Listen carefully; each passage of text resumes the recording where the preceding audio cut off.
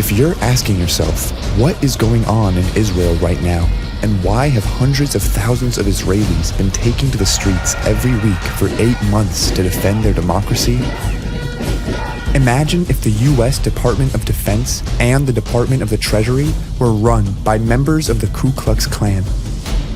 That's the equivalent of what's going on in Israel right now, with two of the most extreme right-wing fascists from the radical fringe, Itamar Ben-Gvir and Bezalel Smotrich, in key government positions. So how did we get here?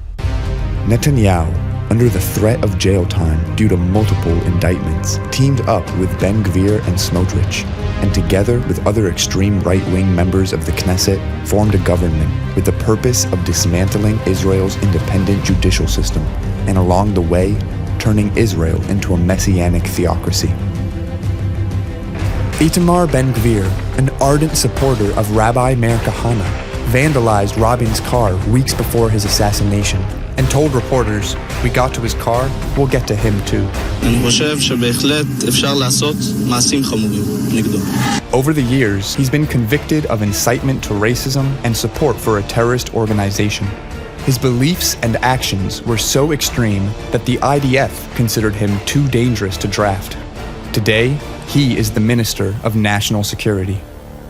Bezalel Smotrich, another radical far-right activist, suggested that Israel should wipe out the entire Palestinian village of Hawara and called for segregated maternity wards for Palestinian and Jewish mothers. He also calls himself a proud homophobe. Today, he is Israel's Minister of Finance. This is the most significant crisis in Israel's history. For 75 years, Israelis have strived to live by the words of their Declaration of Independence, to be a democratic nation with equal rights for all. The hundreds of thousands of Israelis, representing the majority of Israeli society, protesting out in the streets for 32 weeks in a row now, know that they can't stay silent, and they will not rest until they bring an end to this dangerous government.